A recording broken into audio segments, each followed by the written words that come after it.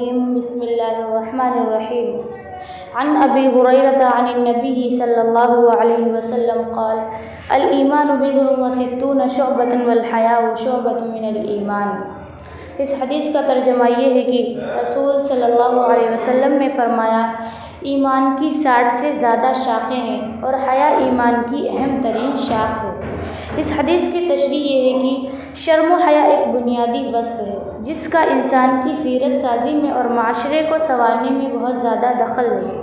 یہی وصف انسان کو بہت سے برے کاموں سے اور بری باتوں سے روکتا ہے اور فواحش و منکرات سے اس کو بچاتا ہے اور اچھے اور شریفانہ کاموں پر آمادہ کرتا ہے۔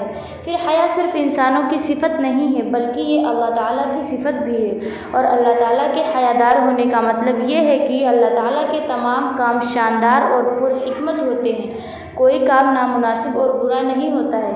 بس جس مومن میں یہ صفت ہوگی وہ بھی ہمیشہ اچھے کام کرے گا اور شرمناک کاموں سے بچے گا۔ حدیث میں ہے کہ اللہ تعالیٰ سے ایسے حیا کرو جیسے اس سے حیا کرنی چاہیے۔ پھر آپ صلی اللہ علیہ وسلم نے اس کی وضاحت فرمائی کہ سر کی اور سر میں جو افکار و خیالات ہیں ان کی حفاظت کرو، اور پیٹ کی اور جو کچھ اس میں ہے ان کی نگرانی کرو، اور موت کے بعد قبر میں جو حالت پیش آئے گی اس کو یاد کرو۔ جس نے یہ سب کچھ کیا اس نے اللہ تعالیٰ سے حیا کی جیسا کہ اس سے حیا کرنے کا حق